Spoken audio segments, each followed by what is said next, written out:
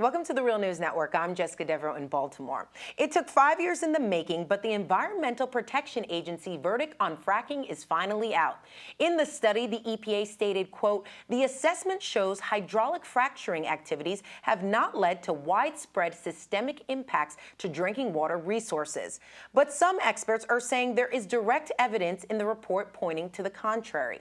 With us to discuss this controversial new study is Josh Fox. Josh is an American film director and environmental activist, best known for his Oscar-nominated 2010 documentary Gasland and Gasland Part 2.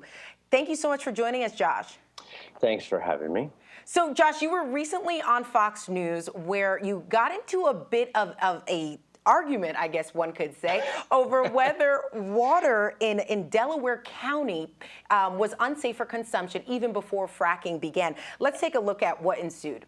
There's a joke in the area that if you turn the tap on, you could light the water. Listen, brother, that was way before fracking. And in fact, what? I am your neighbor. Are you I am kidding? your neighbor. Yes, I was there. I bought the property 12 years ago. Does not premiere in the middle of a vacuum. There are 470 scientific reports right now, peer-reviewed, that state that fracking contaminates groundwater. That's bad for the air. It's bad for public health. I'm wrong about lighting the tap water before fracking ever appeared. You are absolutely wrong. I'm not, because I did it myself. Because what we're talking about... I did it myself. I do believe you are lying right now. Lying? Because the point... Yes, I do. The interview's over, young man. The interview is over. I am not lying. Okay. I did it myself. If you said to me earlier that you would not want fracking in your own neighborhood, you're out of here, son. Responsible. So, Josh, you essentially get kicked off the set of Fox News, but we don't want to focus too much on that. I want to really focus, though, on the study, and in particular, how the mainstream media has really jumped on this story and is saying that this study has really exonerated fracking. But you say the contrary. Well, it's not just me that's saying the contrary. Yes. I want to bring up one thing about that Fox News segment. I don't know which section you showed because I can't hear it, but you know, the anchor confessed to me before we went on the air. He said, "Well, I have property in upstate New York, in Delaware County, and I would never allow fracking on my own property." And I just thought, oh, well, what? Because the segment that he was leading was about how he had interpreted EPA's statement, and many people in the media had, not only Fox News, but Washington Post, Newsweek, and many other outlets, to say that this meant that fracking was safe for groundwater. Yeah. And actually, Media Matters, a media watchdog, issued a report that said, no, actually, that's not what it says, and the media is getting it wrong. And this is what I was doing. And what I want to talk to you about today is how this is a trend within the Obama administration's EPA. You have very, very hardworking scientists within the EPA. You have great field people who go out and whose mission in life is to go to people who are fearing contamination and are in a bad environmental situation and say, we're going to try to help you. And they go out and they do that, and they do science, and they find results, and they conduct sort of massive investigations. And then at the head office, you see these press statements start to get issued that are completely contradictory from what the findings actually indicate. Okay, let's talk about some of those findings. Can you give us some concrete examples from within the study itself? In the study, let me go back and let's talk about the context of the study. But within the study itself, the report is actually quite damning about fracking. They find 25% of water wells examined in the specific place that they went to in northeastern Pennsylvania to be contaminated. They find a third of the wells that they look at in Texas to be contaminated. And these are on PDF sheets that are one-sheets that are within the report. I actually sent them to you, so maybe you can link to them. But they are very hard to find. When you look at the EPA report, you have to sort of negotiate your way through to these 5 different areas. There's one about North Dakota, there's one about Texas, there's 2 about Pennsylvania, and there's 1 about Colorado. In every instance, they show fracking fluid or methane migration or something that's gone wrong with groundwater. So we see that, I mean, and that's a lot of areas around the United States, right? Let me go back, though, to say that this study, the EPA study, was started in 2010. It was demanded by Congress, a democratically controlled Congress, right? A very different moment in time. And it was demanded by citizens. And hundreds of citizens took place, including myself, in the scoping process. The EPA went out, they did hearings in New York and Pennsylvania and Colorado and Texas, and asked citizens, what do you want to see in this study? We all came forward, we each had 2 minutes. There were hundreds of people at each of these hearings. And we all said we wanted air, we wanted water, we wanted surface water and groundwater. We wanted to look at impacts of chemical pollution in the air. We wanted to look at health. We wanted to look at land scarring. We wanted to look at all the different industrialization of neighborhoods. We wanted to look at all these different aspects of what happens when fracking comes to town that people get so angry and upset and concerned about. EPA narrowed all of that down to just groundwater. So they refused to look at air. They refused to look at health. Already, this study is way too narrow, and the public is upset.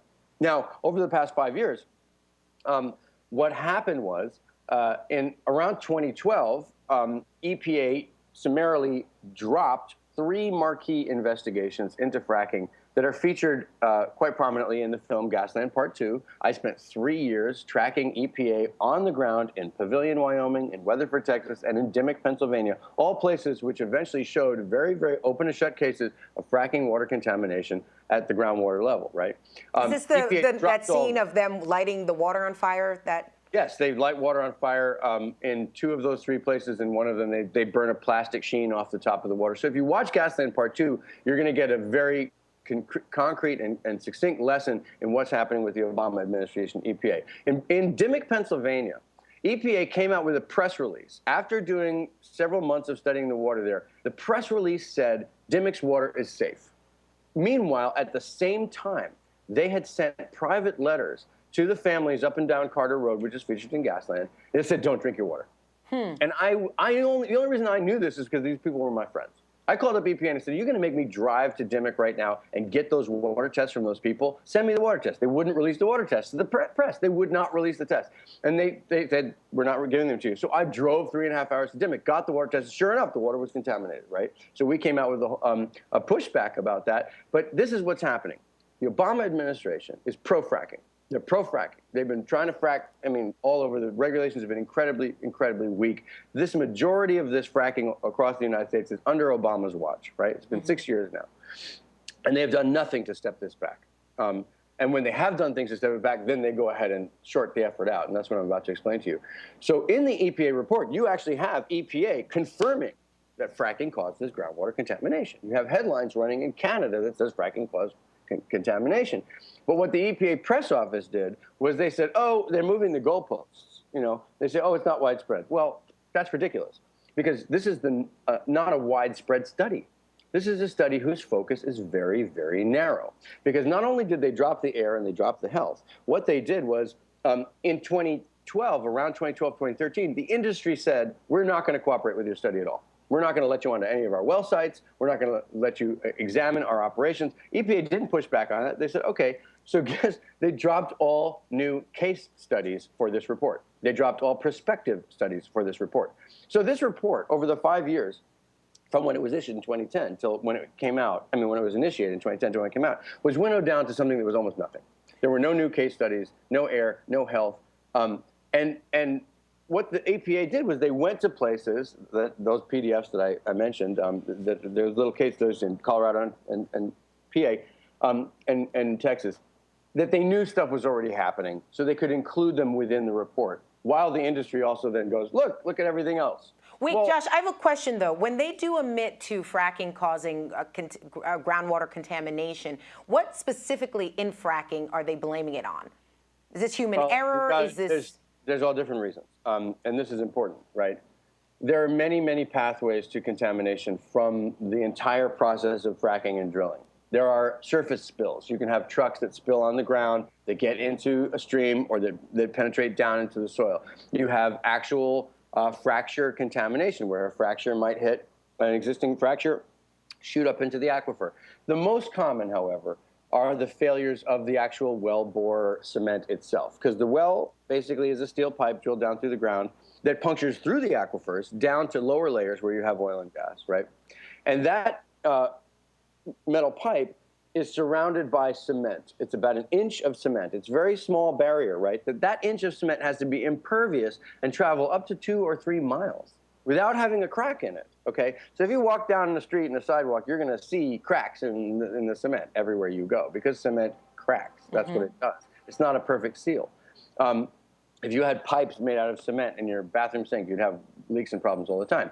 So what we know is that those cracks in the cement, those that are imperfect, cause methane migration, and they cause other kinds of seepage problems that are coming through the pipe. You understand? If you have a straw that you're sucking oil through your glass of water, you want that straw to not let the oil come out into the water glass. That is exactly what's happening in the ground, and we know that that's happening all over the place. So the EPA did look at that, and they discovered, lo and behold, that there are several problems with the well. And if they actually did this within the context of the industry science, you'd see that these problems are widespread and systemic. Okay. Josh, are EPA staff members or advisors questioning the validity of the study? Yeah, actually on Sunday, the EPA itself issued a kind of a retraction clarification statement. So on Thursday, they issued this statement that says no widespread and systemic contamination, which is crazy because that's not possible within a report that's not wide in focus. So what it actually shows is the widespread contamination of the EPA by the oil and gas industry, and I'll get to that in a second. But what this is the EPA on Sunday then said, we noticed that all these people reported this wrong and said that fracking was safe. Well, they issued a kind of very mild, weirdly doublespeak thing that says, no, we don't have the data to come to those conclusions. You're getting it wrong. And they did that on a Sunday afternoon. Yes. So give me a break. On Thursday, the world reports this. On Sunday, nobody's on the job. So you don't have that retraction making the same kind of headlines. This is expert manipulation of the media cycle if what you want to do is try to give fracking a clean bill of health in spite of the fact that you have science to the contrary. Yes, you briefly mentioned the fracking industry, and I want to get to that. We often mention the influence of the fracking industry in persuading these type of conclusions.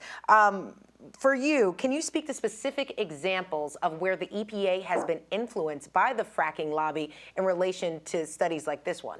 It's another link that I sent you, and hopefully you'll post that. That is, there was a study by Greenpeace. They FOIA'd, they did a Freedom of Information Act request to documents within this fracking study, and they found concrete documents with dozens of examples of undue influence of the fracking industry in the report. So you can look that up. And these are everything from, we don't want to do this part of the study, or you should focus in this way. And these are documents, right? This is not speculation or hearsay. This is not the general sense of, there's lobbying and a lot of money in politics in America, which is true. These are actually concrete examples that you can look at and see. And in the case of Dimmock, when I mentioned to you where the EPA came out with a death statement and said fracking is safe, and meanwhile they were contacting citizens telling them not to drink their water, some of the field scientists on the ground there blew the whistle on that. They released reports. They said we were told to hold back because they were afraid that this would hurt President Obama's re-election chances in 2012. Oh, wow. And these are quotes. This is not speculation. Again, and if you want to see the whole sad story, and it is quite a thrilling roller coaster ride of emotions, watch Gasland Part 2. This is history repeating itself, right? I spent 3 years watching this government find fracking contamination and then find ways to cover it up and find ways to seed it into the media that made it seem like it wasn't really happening.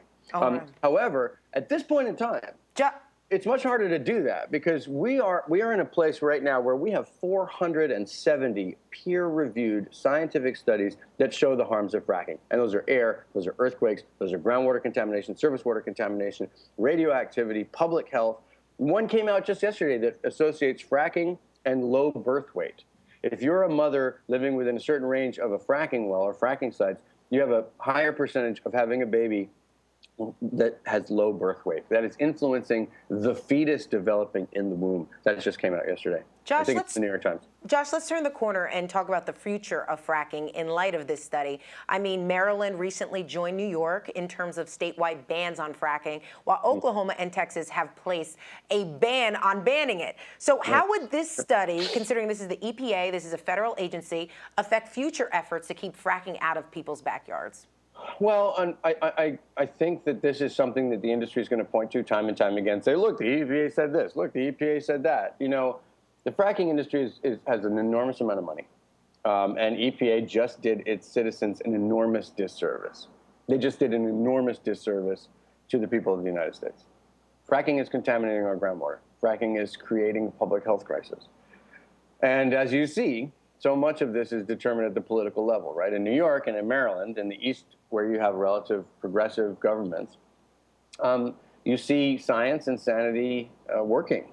In Texas and in Oklahoma, where you have Republicans who are very pro-oil and gas, who are ignoring the science. They are trying to tamp down citizen reaction. Now, listen, what's interesting about this is it's not the citizens in Texas, okay?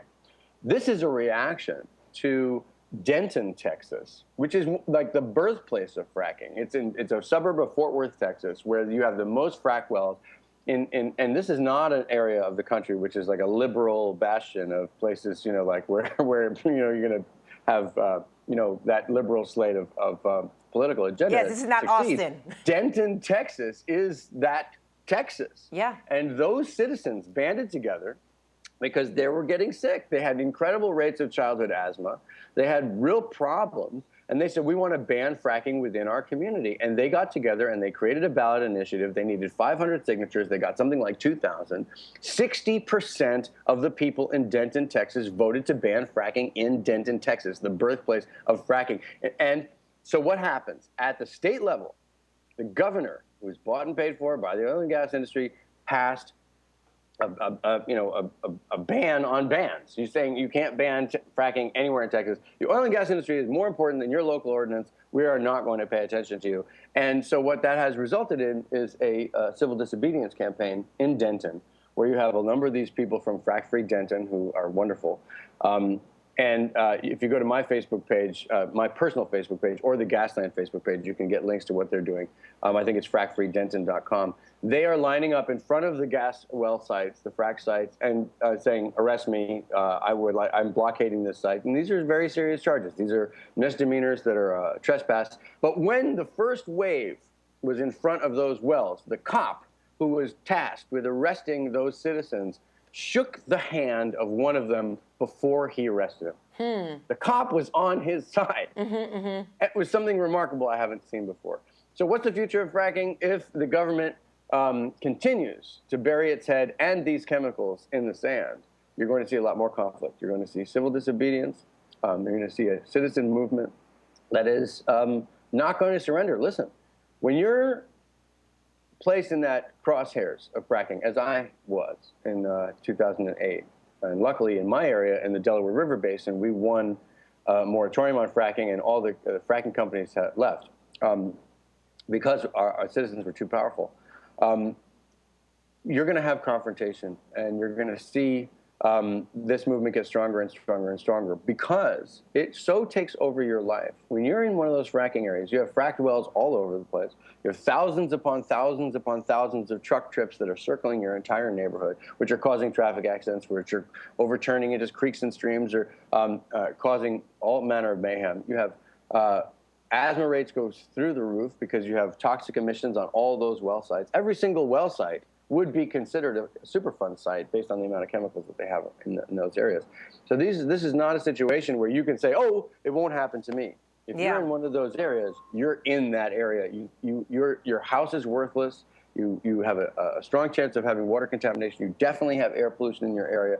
You're going to be facing some of these health risks, like I mentioned, respiratory problems, cancers, and problems to the unborn, low birth weight, as was just brought up in a new study in the New York Times yesterday. Yeah, Josh, we're going to continue following this story. Thank you so much for being with us. Oh, I really appreciate it. And listen, there are a number of good articles about what's happening with the EPA study. If you don't want to listen to exactly what I'm saying, there's actually starting to become a wave of journalists that are really looking into this, and I appreciate so much of your efforts as a part of that. We've got to set the record straight here. The science matters. The science doesn't lie. The PR can often lie, but the science usually doesn't. So All right. That was Josh Fox joining us from New York.